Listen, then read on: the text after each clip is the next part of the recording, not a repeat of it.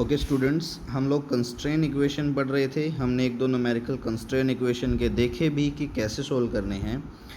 आज हम एक और प्रॉब्लम देखेंगे कंस्ट्रेन इक्वेशन की, बड़ी अच्छी प्रॉब्लम है।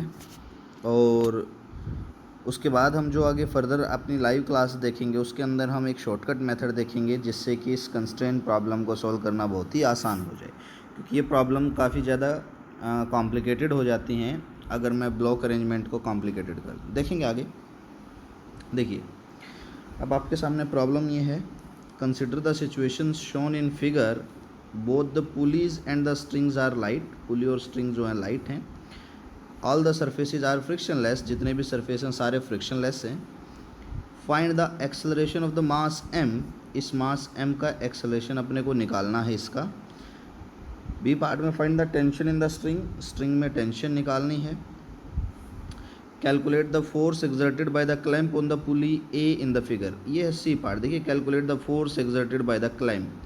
क्लैंप क्या है? ये होता है क्लैंप, ये वाला, ये जो इस पुली को बांध करके रखे हुए सॉरी।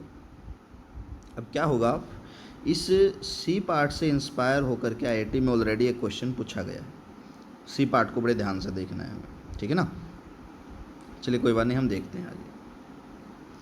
हम एक एक पार्ट को एक एक करके देखेंगे।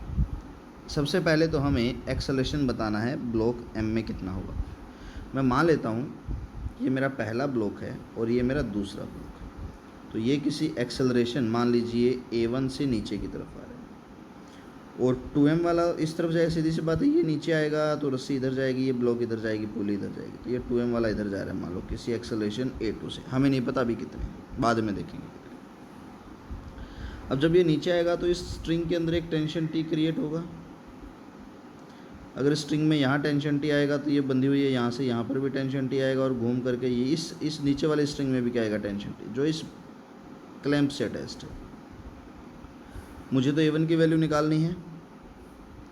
इस M पे दूसरा फोर्स क्या लगेगा? नीचे की तरफ mg। मैं फ्री बॉडी डायग्राम इसका बना लेता हूँ। तो ये मेरा ब्लॉक हो गया M, और इस पे लगने वाले फोर्सेस देखिए, नीचे की तरफ तो हो जाएगा mg, ऊपर की तरफ हो गया टेंशन T, और ये नीचे आ रहा है किसी एक्सेलरेशन A1 से, ठीक है ना। चलो ठीक है, आ गया। अब फ्री बॉडी डायग्राम बन गया। इक्वेशन बनाता हूँ इसकी मैं, क्या आ जाएगा? mg minus T is equals to m into में A1। तो ये मेरे पास में मेरी पहली इक्वेशन आ गई बेटा, ठीक है ना। अब चलिए ज़रा, एक इक्वेशन है, अननोन कितने हैं? 2 हैं, टेंशन और A1। तो हमें दूसरी इक्वेशन चाहिए कि अगला सिस्टम डिसाइड कर लेता हूँ मैं 2m वाला। अब देखिए 2m वाले में यहाँ क्लैंप पे, यहाँ टेंशन T आएगी, यहाँ भी टेंशन T आएगी, यानी कि इसके अंदर क्या आएगी? Tension 2T। अब मैं 2m वाला मेरा बना लेता हूँ। तो ये क्या हो गया मेरे पास में? 2m वाला ब्लॉक।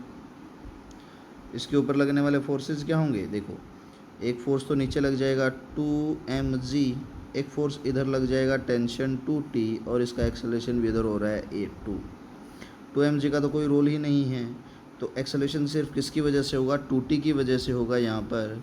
तो मैं यहाँ लिख देता हूँ मेरा अगली इक्वेशन कि 2T is equals to 2m mass, total mass, into में एक्सेलरेशन A2, इक्वेशन 2। अब देखिए, हमने दूसरी इक्वेशन बनाई तो इसलिए थी ताकि पहले वाली सोल्व हो जाए।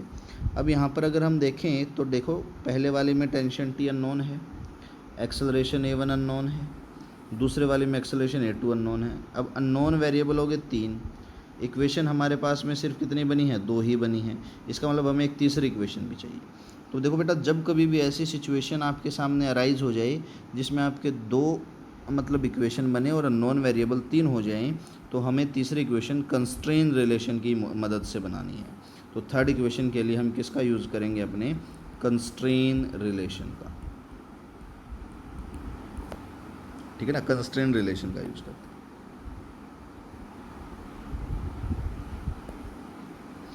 अब कंस्ट्रेन रिलेशन देखेंगे, देखिए कैसे। तो मैं एक बार क्या करता हूँ, ये टेंशन वेंशन यहाँ से मिटा देता हूँ ताकि आपको कंस्ट्रेन रिलेशन समझा सकूँ ढंग से। देखो, पहला ब्लॉक है, मान लो ये नीचे आ रहा है, ठीक है ना। नीचे आ रहा है, किसी डिस्टेंस x1 है, ये यहाँ से यहाँ तक की पुली मेरा रेफरेंस होगा ये। अब इस पुली से ये डिस्टेंस मान लो x2 है, ये भी तो इस पुली पर ही अटैच्ड है, तो ये डिस्टेंस भी क्या हो जाएगी x2। तो ये पूरी रस्सी बनेगी अपनी। देखो यहाँ से घूम करके ये रस्सी यहाँ से घूमते हुए यहाँ आ रही है, तो पूरी रस्सी कितनी बन जाएगी, x1 प्लस x2 बराबर है l। तो x1 प्लस 2x2 बराबर कितना हो गया l के। अब आप मेरे ख्याल से डिफ्रेंशिएशन वगैरह इजीली कर सकते हो।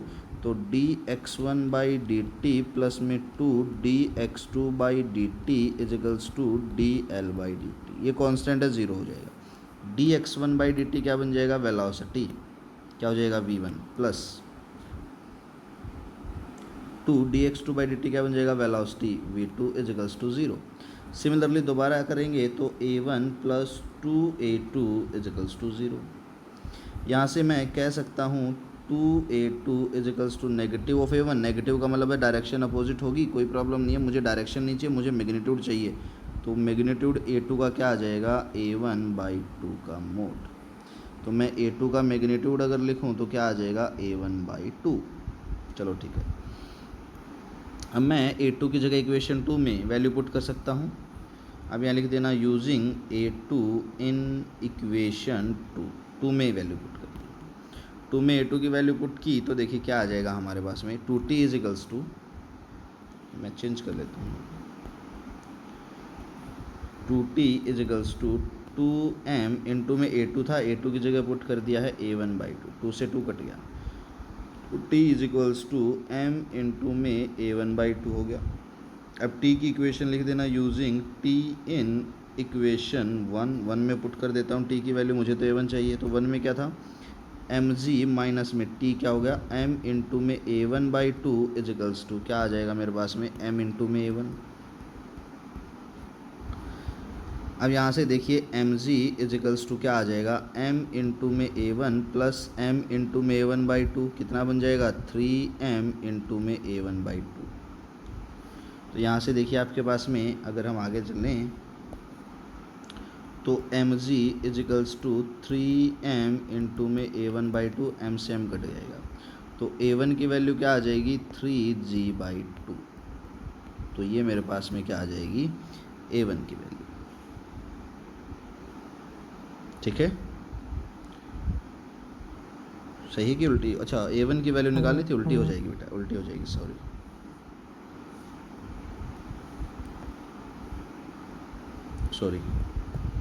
ये 2 इधर जाएगा मल्टीप्लाई, इधर ये 3 आएगा तो डिवाइड, 2g बाई 3 हो जाएगा। ठीक है, ओके। अब हमें क्या करना है, अगला पार्ट क्या है, देखिए पहला पार्ट तो हो गया, एक्सेलरेशन ब्लॉक m का निकल गया है। दूसरा पार्ट क्या है, we have to find the tension in the string. कोई बड़ी बात है ही नहीं, अगर a1 की वैल्यू निकल गई थी, ये देखो ये इक्वेशन यूज़ कर लो। लेट अस सपोज कितनी इक्वेशन बन गई थी हमारे पास में, 1 2, मान लो ये कोई इक्वेशन 3 बन गई।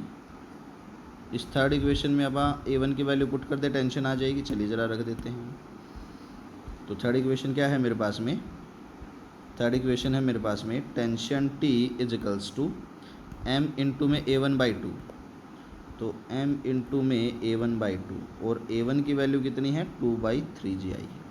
तो यहाँ से आपकी टेंशन t कितनी आ जाएगी, m इंटू में 2 बाई 3 इंटू में g अपॉन में 2 से 2 कट गया, टेंशन t कितनी आ जाएगी यहाँ से, mg बाई 3। Easily solve. अब फाइनल पार्ट है जो बड़ा इंपॉर्टेंट है, we have to calculate the force exerted by the clamp on the pulley. ये जो क्लैंप है ये पुली पे कितना फोर्स लगाएगा। देखो मैं यहाँ पर ये डायग्राम बना देता हूँ आपके लिए थोड़ा सा बड़ा, ताकि आपको क्लियर हो जाए कि मेरे पास में एक तो इस तरह से है क्लैंप, ये रहा क्लैंप मेरा, ठीक है, ब्लू कलर में जो रिप्रेजेंट कर रहा है। मैं ग्राउंड भी बना देता हूँ यहाँ पर, और ये लेट अस सपोज कलर हो गया, ठीक है।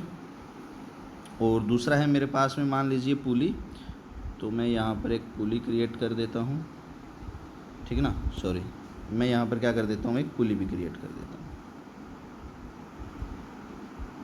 मान लीजिए ये आपका क्या हो जाएगा, पुली हो गया। अब अगर आप इस पुली को देखें ध्यान से, तो इस पुली के ऊपर देखो यहाँ पर क्या लग रहा है, इस पुली के ऊपर एक टेंशन तो यहाँ से लगेगी इस वाली रस्सी की वजह से, ऐसे नीचे की तरफ, पुली के ऊपर नीचे की तरफ, ब्लॉक के ऊपर ऊपर की, और एक टेंशन लगेगी ब्लॉक बी की वजह से इस तरफ, ठीक है ना। तो मैं यहाँ बना देता हूँ एक बार कि यहाँ पर एक टेंशन तो लग गई है नीचे की तरफ, और एक टेंशन लग गई है इस तरफ। एक टेंशन और लगेगी इस पर, वो नीचे की तरफ, पर वो क्लैंप पर लगेगी सिर्फ, ठीक है ना। हमें तो क्लैंप का पुली पे बताना है, तो उस टेंशन का कोई रोल ही नहीं है अपना। अब यहाँ पे देखो इस पुली के ऊपर दो फोर्सेस लग रहे हैं, आगे बढ़ाऊँ तो मैं, दोनों 90 डिग्री के हैं। तो ये पुली इस क्लैंप के ऊपर जितना एक्शन करेगी, ये क्लैंप उतना ही क्या करेगा, इस पुली के ऊपर रिएक्शन करेगा। भाई ये इसमें तो कोई प्रॉब्लम है ही नहीं, ये जितना एक्शन करेगी ये उतना ही क्या करेगा, रिएक्शन करेगा। तो फोर्स एक्सर्टेड बाय पुली, सॉरी क्लैंप, क्या हो जाएगा, रिएक्शन बराबर है एक्शन, कितना है एक्शन। अब देखो यहाँ पर ये पॉइंट हो गया, इधर टेंशन T, इधर टेंशन T, दोनों के बीच का एंगल 90 डिग्री, दोनों का रिजल्टेंट कितना आएगा, फर्स्ट फोर्स का स्क्वायर प्लस सेकंड फोर्स का स्क्वायर प्लस 2 इंटू में first force second force cos of 90 degree and whole under the root. Cos 90 पे 0 हो जाएगा, तो R equals to A equals to T square plus T square under the root comes out to be under root 2 times of T। T की value तो हम mg/3 निकाल चुके हैं, तो comes out to be root 2 times of mg/3। तो ये मेरा क्या आ जाएगा, रिएक्शन। और यही रिएक्शन मेरे पास में क्या है, ये जो मेरा अभी रिएक्शन आया है, यही रिएक्शन क्या है मेरा, force exerted by the clamp on the पुली। ठीक है, तो इस तरह से हम निकाल सकते हैं इसको भी। तो कल हम लाइव क्लासेस में हम अपना क्या करेंगे, सब्स्टिट्यूट मेथड देखेंगे इन्हीं का। तब तक के लिए thank you, have a great day ahead.